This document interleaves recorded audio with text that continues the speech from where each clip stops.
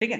तो देखो ये differentiation of x cube y लिखा है यहाँ पर, तो ये 3x स्क्वायर हो गया dx इंटू वाई हो गया प्लस एक्स क्यूब dy हो गया। पहले ये बात समझ में आई कि नहीं, ये बात समझ में आई? ठीक। अच्छा मान लो जैसे ये किसी ने लिखा होता है d ऑफ एक्स वाई है, अभी तुम्हें मतलब समझाऊंगा क्या है ये d ऑफ एक्स वाई। तो मैंने कहा यार चलो दो फंक्शन मल्टीप्लाई में है, एक एक से निपटेंगे हम लोग। तो मैंने क्या किया, डिफरेंशिएशन x का कर दिया, तो फिर y को छोड़ दिया, प्लस x का क्योंकि डिफरेंशियल पिछली बार किया था, इस बार x को छोड़ दिया और y का कर दिया। मतलब देखो अगर कहीं ये बवंडर मेरे सामने होगा तो मैं इसकी जगह ये लिख सकता हूँ। मान लो कहीं कुछ इस तरह से लिखा है कि एक्स स्क्वायर वाई वन, तो मैं अगर इसको इस टर्म्स में लिखना चाहूँ तो एक्स स्क्वायर को लिखूंगा 2x, एक्स स्क्वायर का डेफिनेशन 2x होता है, इंटू dx लिख दिया, इंटू वाई को छोड़ दिया क्योंकि वाई को डिफरेंशिएट नहीं करना। अब पिछली बार एक्स स्क्वायर को किया था तो एक्स स्क्वायर को इस बार छोड़ दो और वाई को डिफरेंशिएट कर दो। मैं आपको जानते हो बार बार क्या सिखा रहा हूँ कि किसी दिन मेरे सामने अगर ये पड़ा तो मैं इसकी जगह ये परफेक्ट डिफरेंशियल बना के लिख दूंगा। देखो इतने बड़े बवंडर को इतना छोटा कर दूंगा, इतने बड़े बवंडर को इतना छोटा कर दूंगा, इतने बड़े बवंडर को इतना छोटा कर दूंगा। समझ गए?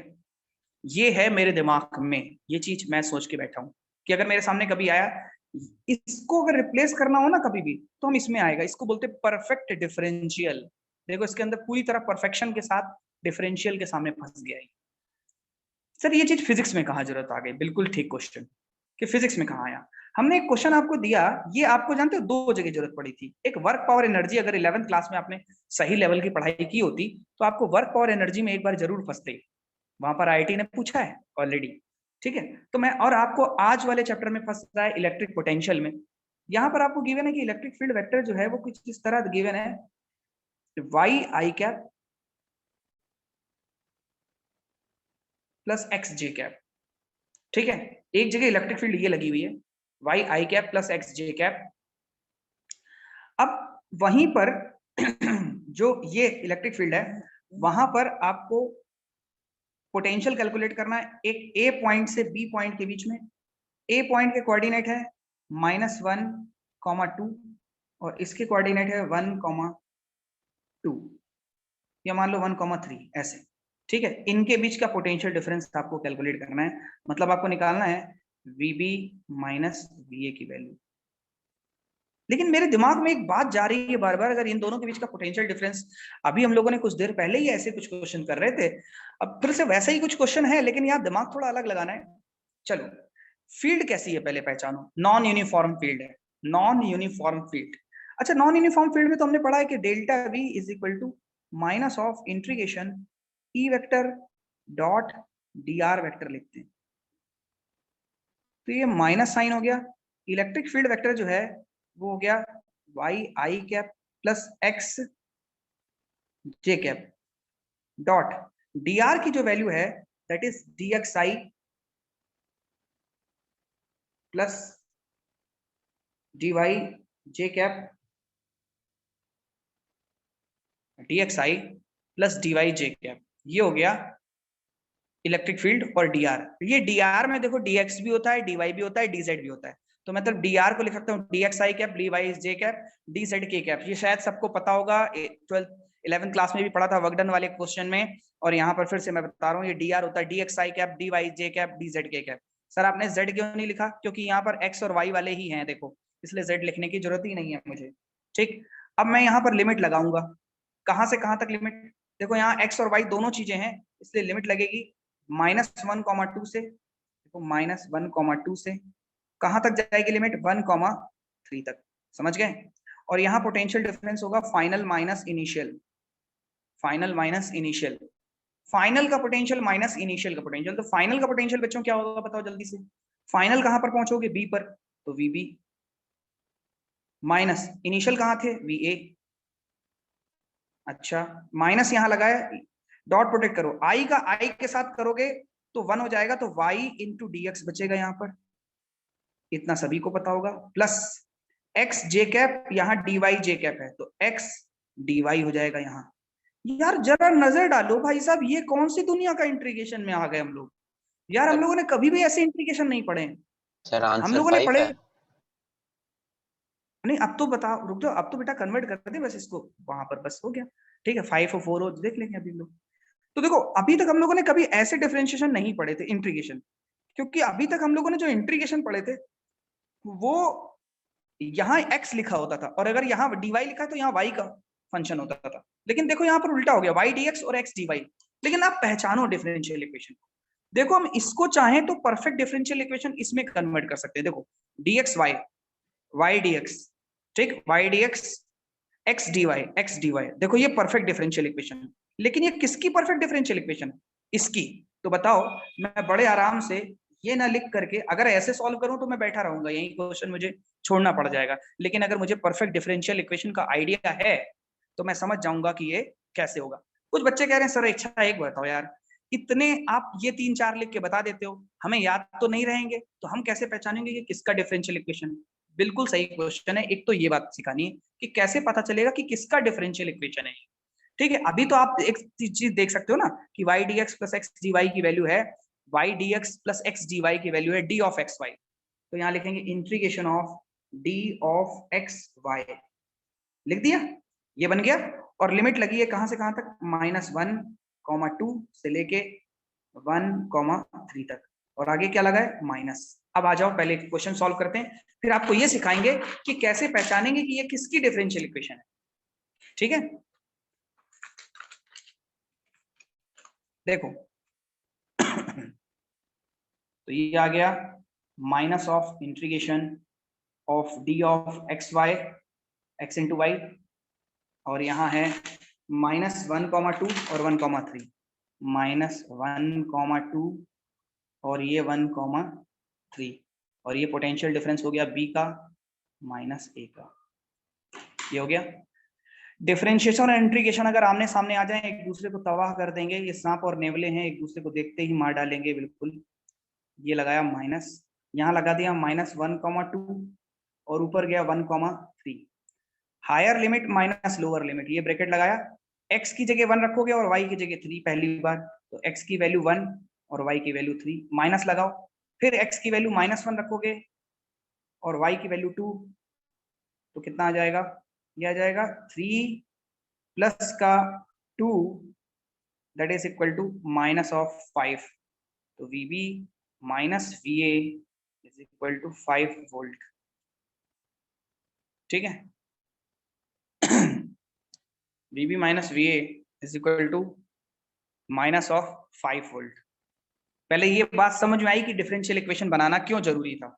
अब हम आपको पहचानना सिखाते हैं कि यार हमें ये कैसे पता चलेगा। मान लो जैसे अभी तो मैंने ये लिख दिया था, मैं बताता हूँ दिक्कत कहाँ होती है स्टूडेंट को। वो कहता है सर ये लिख दिया था इसलिए हमने यहाँ देख के लिख लिया, ये जहाँ ये लिखा था मैंने ये लिख दिया। लेकिन जिस बच्चे के सोचो अगर मान लो ये सारी इक्वेशन हम ऊपर ना लिखते और यहाँ से पहचानना होता तो हमारे प्राण निकल जाते, तब हमें क्या करना था, ये क्वेश्चन उठता है। हम कैसे इससे देख के पता चलें कि इक्वेशन ये होगी, आओ सिखाते हैं। देखो जैसे कोई एक इक्वेशन ले लेता हूं, मान लो x dy वाली ही ले लेता हूं, यही था ना भाई, d ऑफ एक्स वाई को मैं लिखता था, समझना जरा, थोड़ा मैथमेटिक्स का है, x dy plus y dx। ठीक है तुम क्या करो, इसको यहां पर बुला लो, अलग अलग बुला लो और इंटीग्रेशन करने की कोशिश करो इस स्टेप की। x dy लिखा आपने समझने के लिए कि किसका मतलब किस चीज की परफेक्ट डिफरेंशियल इक्वेशन बनने वाली है। ठीक, हमने इंटीग्रेशन किया, लेकिन इंटीग्रेशन इस पर पार्शियल किया। वैसे किसी भी बुक में पार्शियल इंटीग्रेशन जैसी चीज आपको अभी देखने को नहीं पाओगे। तो देखो मैंने क्या किया, x dy लिखा। पार्शियल डिफरेंशिएशन होता था तो उसमें हम लोग क्या करते थे, मान लो dx के रिस्पेक्ट में करना है तो केवल x वाले फंक्शन का ही डिफरेंशिएशन होता था, y का नहीं। तो जैसे यहाँ पर इंटीग्रेशन होना है y का होना है, देखो यहाँ लिखा dy मतलब y का, तो x क्या हो गया, कांस्टेंट, बाहर निकाल लो, इंटीग्रेशन बचा dy। अगर हम इंटीग्रेशन dy करेंगे तो केवल y बचेगा, इसका मतलब ये है कि xy का ही डिफरेंशियल परफेक्ट बनेगी।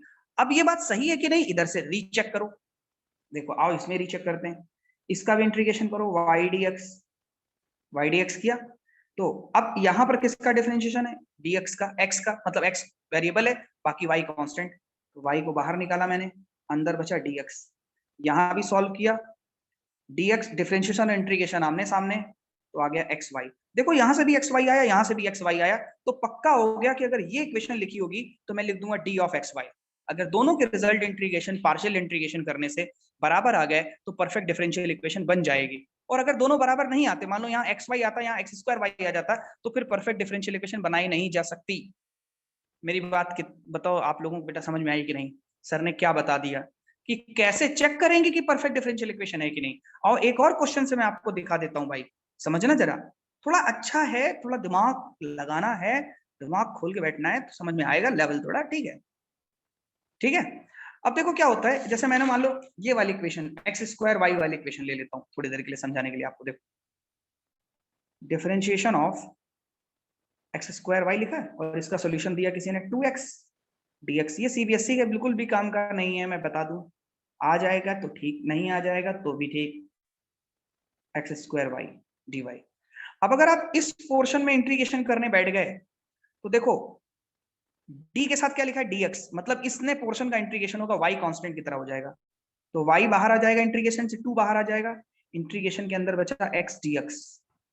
ठीक, अब अगर ध्यान दो तो 2y ये हो जाएगा, इंटीग्रेशन के रूल लगाओ, x की पावर 1 को क्या लिखोगे, x की पावर 2 डिवाइडेड बाई 2, 2 ने 2 को मार दिया, एक्स स्क्वायर वाई देखो यहाँ आ गया। और अगर एक्स स्क्वायर वाई यहाँ भी आया तो परफेक्ट डिफरेंशियल इक्वेशन हो गई d of x square y की। ये पता चलता है, ऐसे पता चलता है। अगर अगर आप थोड़े अच्छे स्टूडेंट हो तुरंत स्ट्राइक कर रहा होगा कि सर क्या बता रहे हैं। और एक और मस्त फिजिक्स में घुसेड़ूंगा फिर आपको ले जाके, इधर भी देखते हैं, आओ चेक करें कि क्या सही पढ़ा रहा हूँ गलत पढ़ा रहा हूँ। X square d y, go for the integration now. तो एक्स स्क्वायर कांस्टेंट की तरह होगा क्योंकि डी वाई लिखा है, डिफरेंशिएशन मतलब इंटीग्रेशन वाई का करना है, यहाँ एक्स का नहीं, तो एक्स स्क्वायर पार्शियल करने जा रहा हूँ तो एक्स स्क्वायर बाहर डी वाई, तो एक्स स्क्वायर तो ये रहा, डी वाई का इंटीग्रेशन अगर मैं कर दूं तो क्या हो जाएगा वाई। ठीक है, वाई हो जाएगा एक्स स्क्वायर वाई। देख जो दोनों जगह बेटा एक ही आंसर आ रहा है, इसका मतलब इस पूरे ड्रामे को मैं ऐसे लिख सकता हूँ, d of x square y, d of x square y. Sir d x square y को इंटीग्रेट कैसे करेंगे? किसको? सर जो वो राइट में वो दूसरी साइड है ये सर।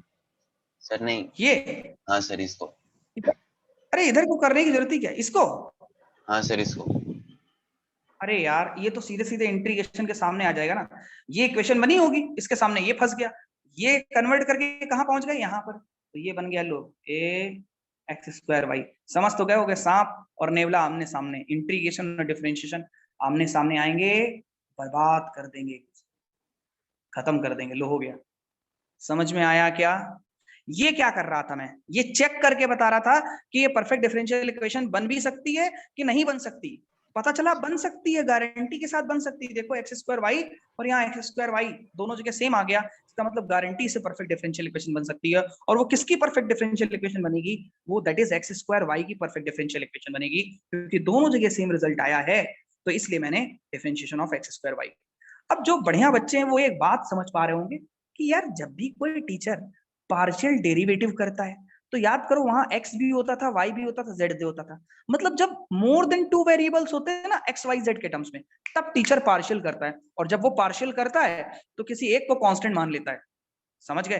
कहीं ना कहीं थोड़ा थोड़ा फील करो, यहाँ इंटीग्रेशन में भी पार्शियल इंटीग्रेशन है।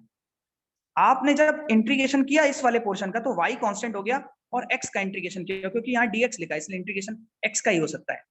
यहाँ जब आपने इंटीग्रेशन करने बैठे तो y का इंटीग्रेशन हो सकता है, क्योंकि dy लिखा है इसलिए एक्स स्क्वायर को कांस्टेंट की तरह ट्रीट किया और दोनों के रिजल्ट मैच कर गए। इससे पता चलता है इस इक्वेशन को परफेक्ट डिफरेंशियल इक्वेशन में आप कन्वर्ट कर सकते हैं, and that will be d of x square y. और अब अगर इंटीग्रेशन करोगे तो इंटीग्रेशन डिफरेंशिएशन सामने आ जाएंगे और कैंसिल कर।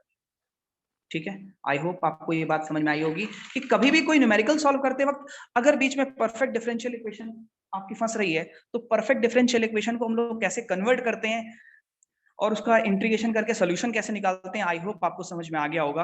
और कैसे पता करते हैं कि वो परफेक्ट डिफरेंशियल इक्वेशन है भी या नहीं है, इसकी भी चर्चा मैंने आपके सामने की।